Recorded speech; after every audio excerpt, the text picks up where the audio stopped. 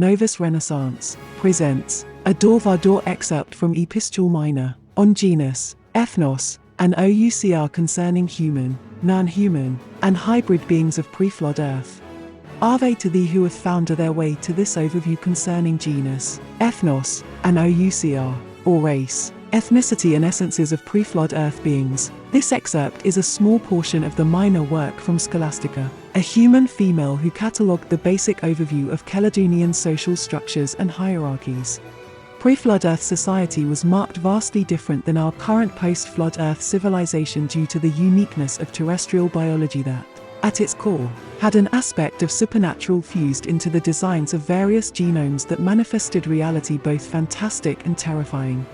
While this report shall not divulge a lengthy explanation as we continue to compile more documentation on the subject, we shall now briefly review the central tenets of Scholastica's minor work, and we hope you find it most insightful. Concerning pre-flood Earth genus, or race.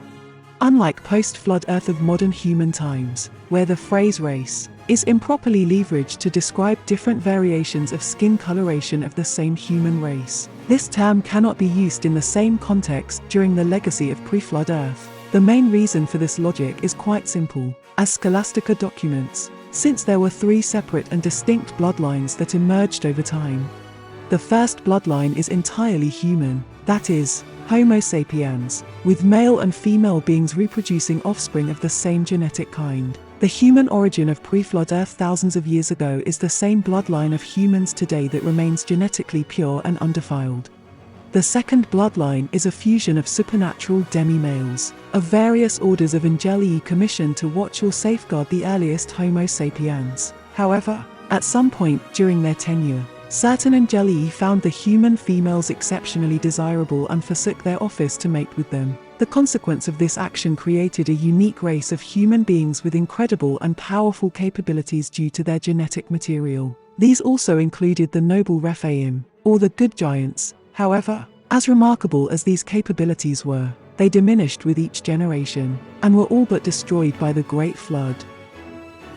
The third and last bloodline concerning race is the most tragic, for it involves a vile mentality of premeditated action of divine OUCR, the Angelii, or the male offspring of the most holy eternal Trisagon. The same Angelii orders, as previously mentioned, who desired to breed with human females. They also took up the breeding and manipulation of all kinds of male and female creations of nature, on and below the earth, as well as those creatures of the sea and air. These unnatural acts resulted in all manner of colossi, emims, zuzims, the possessed, and hundreds of variants of defiled hybrid creatures. These are the same types of beings made famous in the post-flood myths and legends of human civilizations that are no longer considered by people in our modern times, save in famous books, films, and media series.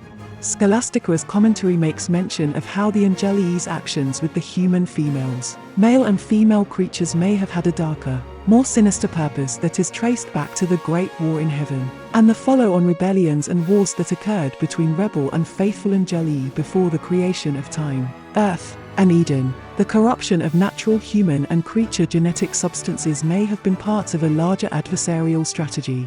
More research and study of the original, translated, and transliterated texts and documents may reveal further details on the third bloodline and if, in fact, there was a rebel Angelii plot to alter the genetic substance of natural creation to a complete and perverse extinction, thus halting the eternal Trisagon's plan for a righteous and holy order and redemptive plan of creation. An excerpt from Epistula Minor is copyrighted 2023 by Novus Renaissance, the home of the supernatural fantasy series Door-by-Door, and its lost legends and sagas of pre-flood Earth.